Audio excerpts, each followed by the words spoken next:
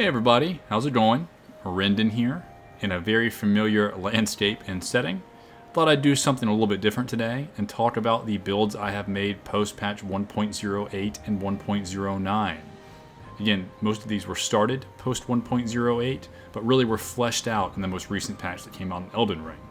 These are what I'm invading with the most, and I thought we'd just talk about them a little bit today, to some nice Morrowind music, so please enjoy!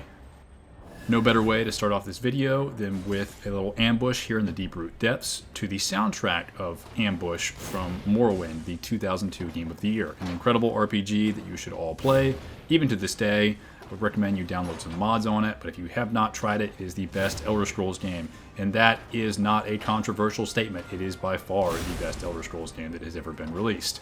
And to the Skyrim nerds who say it's better, you're objectively wrong. And I don't need to prove it, it's just a known fact. So you'll have to deal with it.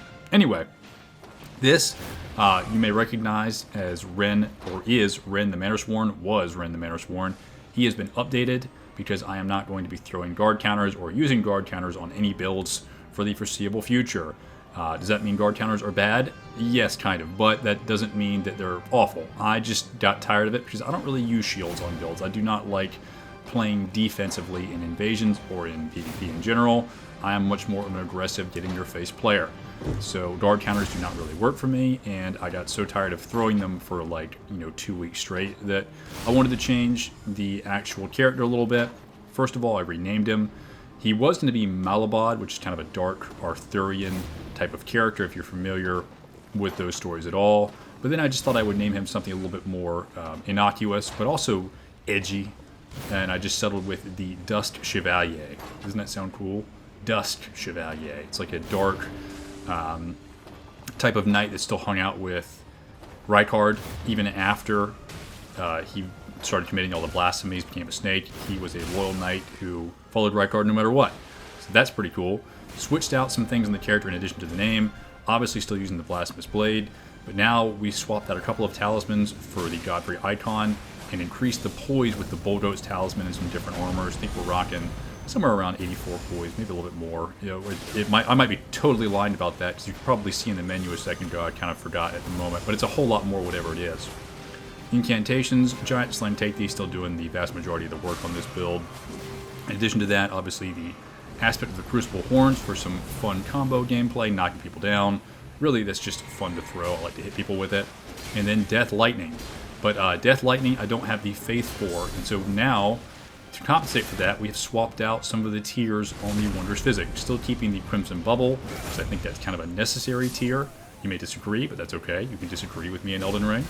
And then just throw on the Faith Knot tier so I can access Death Lightning, which somehow gets blocked by trees in this game. I don't know why. But all the good thing about a lot of these incantations, Giant's Flame Take Thee, Aspect of the Crucible Horns, and Death Lightning, I'm going to be fully charging all of these incantations all the time. So Godfrey's Icon is really, really useful for all of those. Doing a good bit of damage with these now, which is very fun. Didn't swap out the sword though. Really am enjoying the Blasphemous Blade because I'm learning to appreciate great swords in 1.09 more and more as we go. Curved great swords are great, but look at those really fast R2s and running R2s on great swords. Such a good attack. I was underutilizing this before. I'll talk more about it later on, but man, I'm really appreciating great swords in this patch a lot. See, we get this awesome aspect of the Crucible Horns and the R2 Wake Up finisher.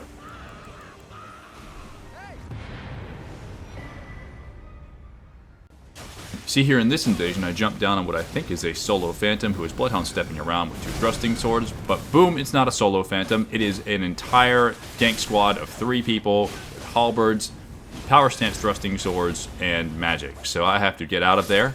By the way, this track is called Bright Spears, Dark Blood from the Morrowind soundtrack. You should be recognizing these if you've ever played any combat in Morrowind. See here I'm getting shot with the cannon, which is super fun. Also getting chased down by this bloodhound stepping power stance cold thrusting swords phantom, who will follow me very smartly into the death room because he has never had to think with this build in his life, and he will just die. Give him a little power squat there to show dominance, and we will continue along our way to find the other phantoms who are still, or hosting phantoms who are still on the roofs. What a fool you are. I'm a god. How can you kill a god? What a grand and intoxicating innocence. How could you be so naive?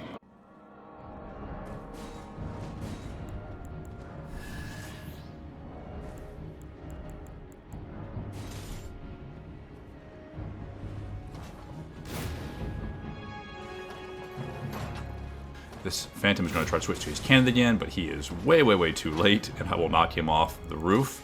A little bit of payback there, very, very fun. Now, since they are separated, we will jump down and see if we can go ahead and take care of this Phantom.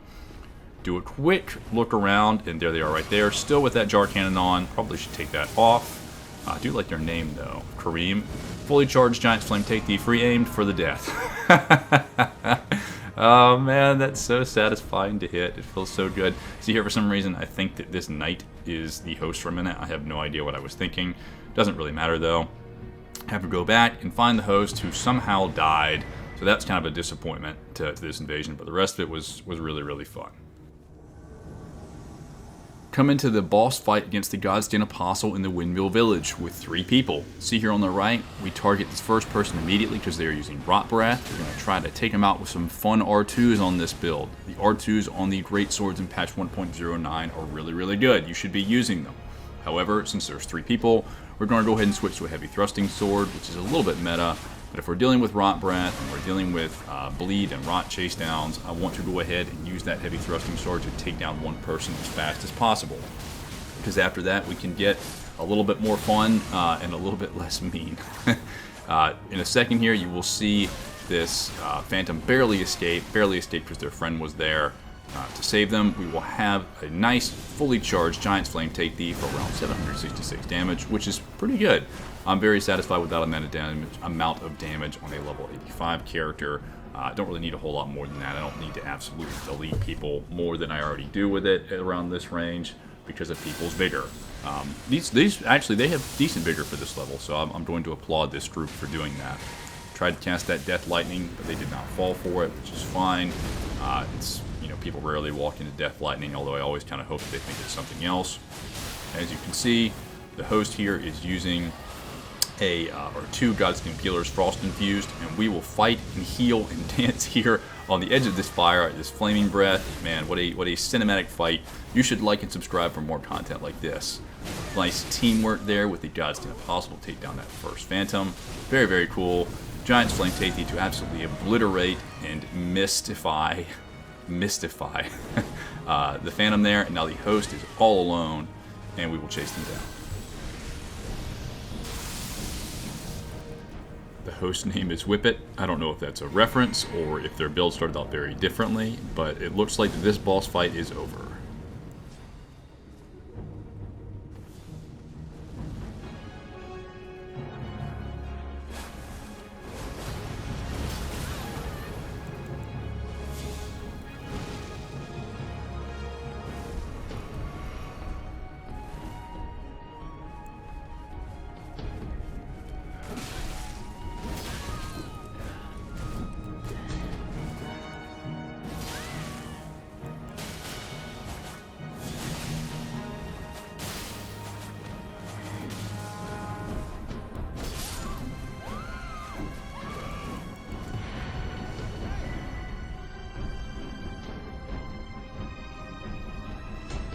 Just as the soundtrack of Dance of Swords ends from Morrowind, Devourer Renly will step in with that R1 into tap L2 into R1 R2 combo. Absolute shield breaker. I love this build so much with the offhand club and the curved greatsword. Just a very, very fun character to play as. Very aggressive, no nonsense, not a lot of incantations or spells, just utility stuff. Very efficient character, super fun build to play as.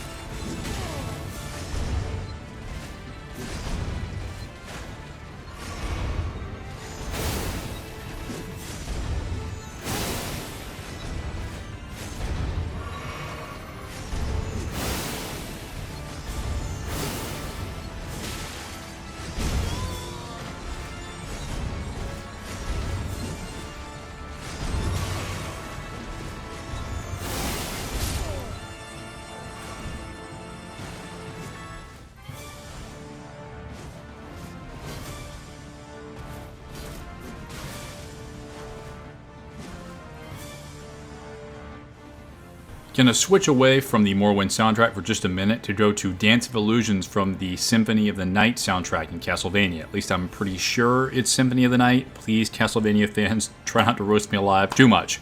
Anyway, we have a party hero of 2. Clearly an overleveled here up front, an overleveled Radahn no less. We love overleveled Radahns because Drunk Souls also loves overleveled Radahns, and overleveled Radahns are the best. They are using a dual or a power stance curved greatsword setup, which is not that great, but I had been doing duels for the last hour or so before this, so in my mind, I'm still dual-brained, and I'm like, well, if they whiff the first R1, they're definitely not going to like throw a second R1, but of course, this is an invasion, this is an overleveled, they're going to be throwing R1s constantly all the time. See here, they're just throwing R1s at nothing in the background, so I need to get out of that dual mindset and back into an invasion mindset. In addition, I forget that I have to switch. Well, I don't forget, but I just logged into this character and I had to switch out my inventory back to how I wanted it set up. It'd be really nice in Elden Ring if your inventory preferences just stayed the way they were each time you logged in, so you didn't have to switch them out every time. But, you know, it's nothing that you have access to right now in Elden Ring. Maybe in the DLC later on we'll have it, but certainly not now. See here, I've got the Poison Infused Halberd on because the Curved Greatsword is not doing that much damage to this Phantom. I might change out the infusion on this later on. I know I talked about keeping it as a poison infused halberd in the Red Principia video. I still stand by what I said, but there might be a better way, a more efficient way to do it. Who knows? We'll try it out. We'll see. Get the backstab here on this Phantom, which procs the poison, but unfortunately does not proc my Rotkin talisman. Not sure why that's the case. Maybe it's because it was the backstab animation. I have no idea. It's a problem though because latency is starting to kick in, especially with this Phantom here. And that is not a good thing. They are overleveled. They are doing damage. And latency is just another another little bit of icing on the cake for having to deal with a difficult invasion. Although, one silver lining to this is we managed to hit the host once or twice. So you hear that latency really kicking into overdrive there.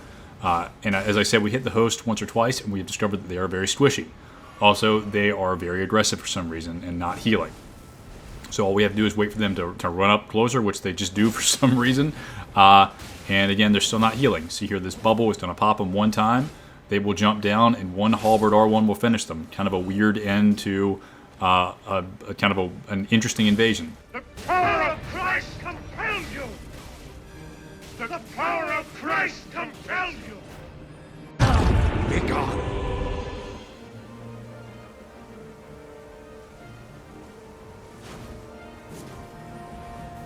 You see here, I'm psychic. I automatically dodged that magic behind me without even having to see it, because I know when magic is coming because of the amount of times magic has just hit me in the back over and over again.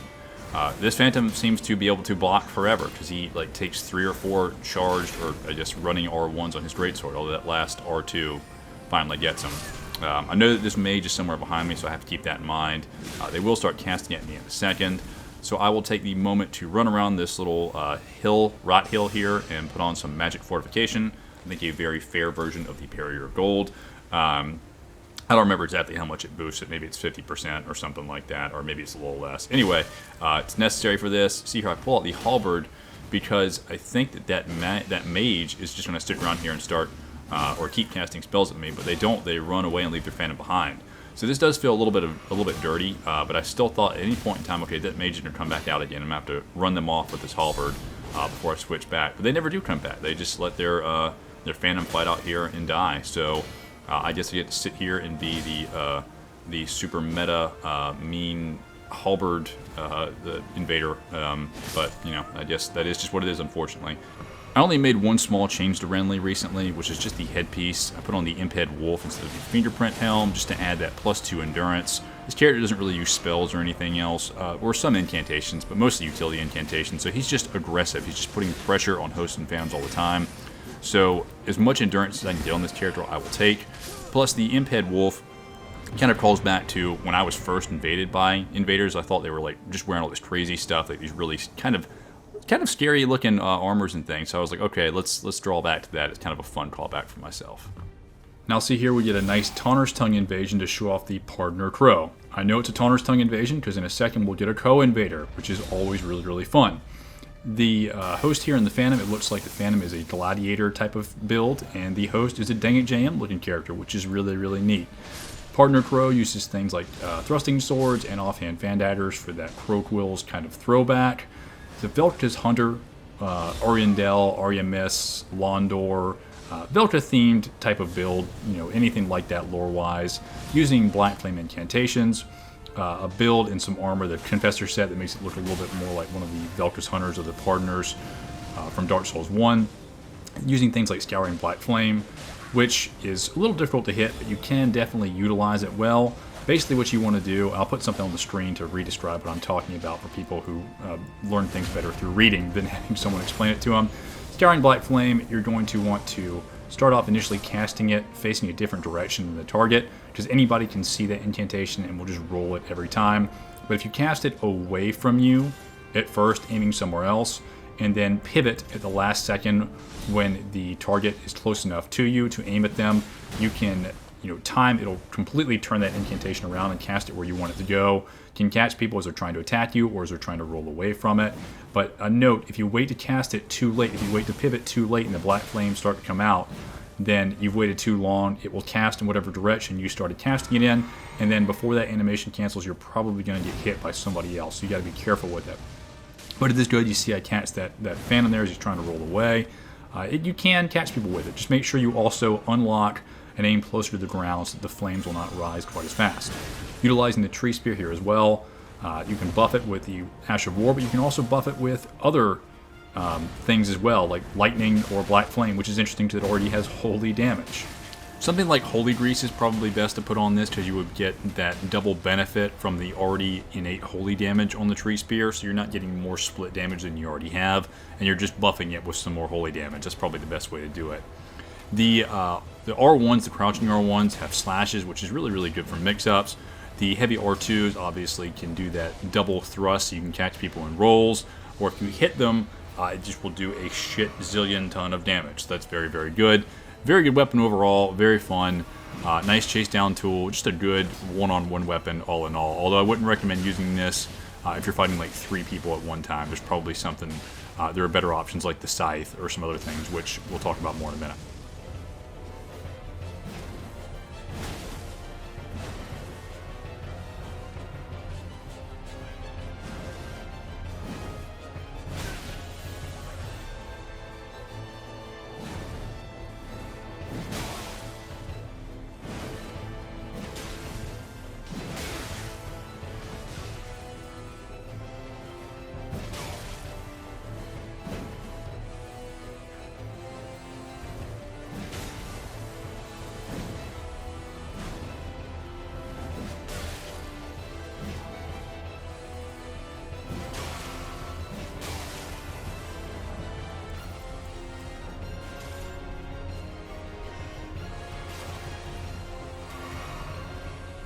See here now, my co-invader has died for the second time. GG, Eric, you are doing well. Sorry I couldn't save you there. So we switch to the cold side to finish chasing down this phantom and just try to proc this chilling mist on this host. This is kind of the finisher on this build, I would argue. The chilling mist Ash of War has a ton of poise to it. Its sides already have a ton of hyper armor and poise break to them as well. Great chase down weapons, very, very fun. Rofo the Germ in when they were doing the ERA event, I think Pinko as well, we're running power stance size. Man, those things are very scary too. You can give them the little waggle to make them roll. Try to make them misroll so I can hit them. They'll get a heal off, but this bleed is continuously building up, and one more hit will proc that bleed, and this host will go down. This was really fun. I really, really like this invasion.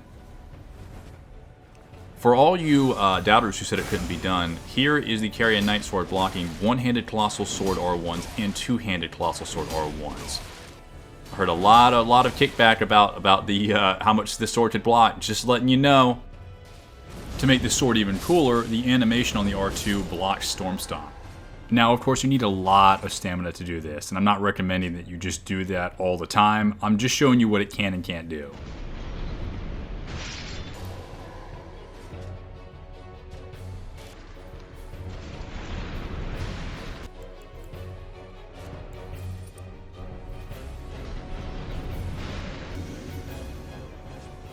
For this last portion of the video, we're going to talk a little bit about dueling.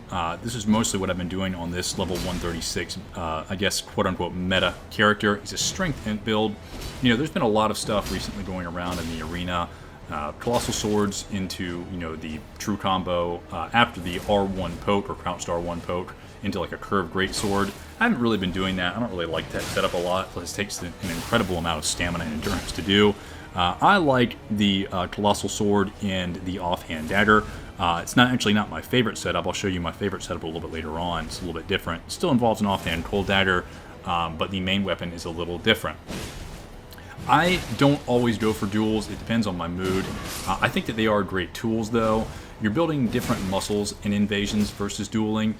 Invasions, you know, you're learning how to fight 2 or 3 people, keep people you know, in your peripheral field of view, spacing people out, trying to separate hosts and phantoms, but you're not necessarily fighting the best people. At worst, you might fight some overlevels, which can do big damage and be very, you know, deadly. I'm not doubting it one time at all. Sometimes they're the most deadly people you will fight in this game, just because of just how tanky they are, and just it's a ridiculous thing. From Software, please fix overlevel phantoms.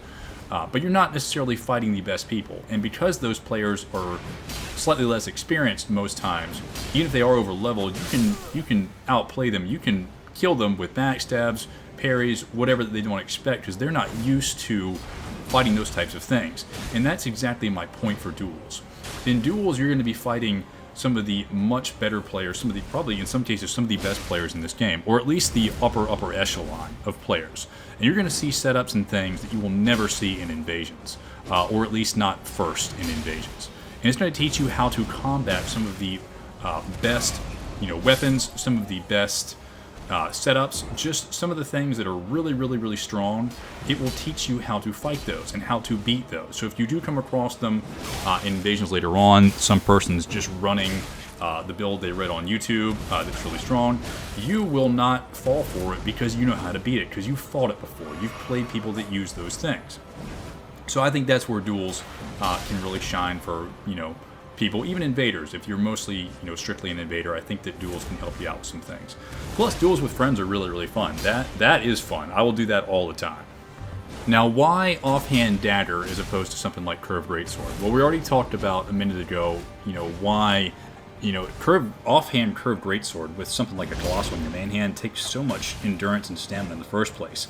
And so something like a Cold Dagger can still true combo after a R1, a poking R1 from a Colossal. And if you're using something like a Cold Dagger, like I am, with also a Colossal's Y-hander that is doing Frost, you're building status effect up very quickly.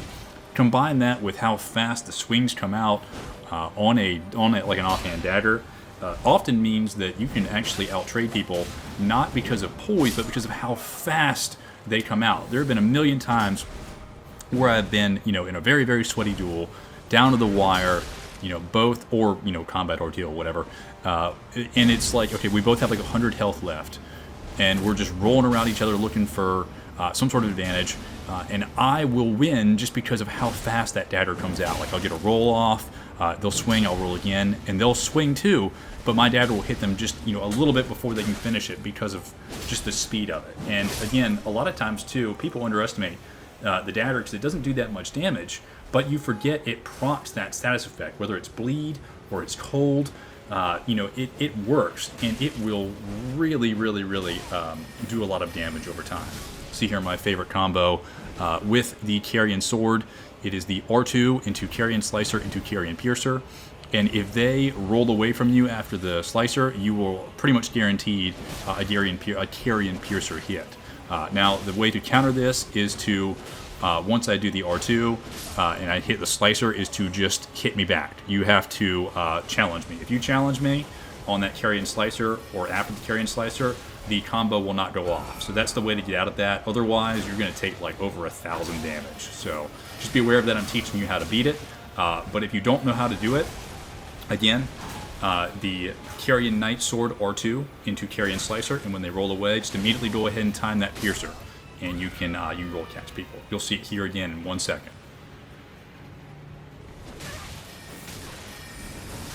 Boom, that's beautiful. I love that so much. Can't take credit for it though. Saint Riot was talking about it in a couple of videos, And who knows if he found it or not. He may have, or it may have been somebody else. But either way, it's something you can do, and it's very, very good.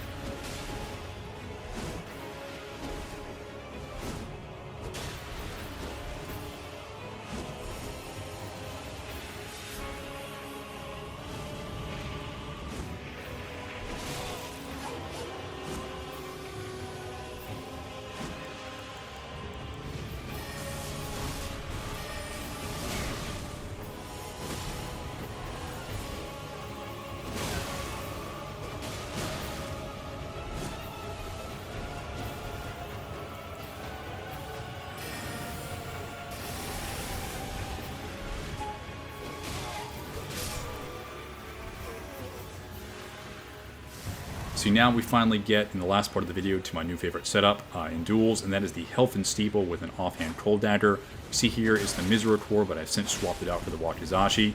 Best way to use this, I like to slightly walk up to people. I won't immediately swing as I get in their space. I will wait after I run up to them for them to roll, to panic roll right there, and then catch them with an R1, and then use the offhand dagger to try to proc that off hit and get that cold build up.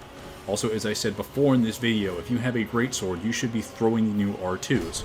They are extremely fast, have a lot of hyper armor, can outtrade a lot of things, and are great roll catches. You'll see here in a second, I'll swing the offhand dagger, get people to roll. After an R1, I'll throw R2s. You can see how fast they come out. R1, dagger. Wait for them to come in. R2 on the catch, offhand dagger, and then R2 to finish.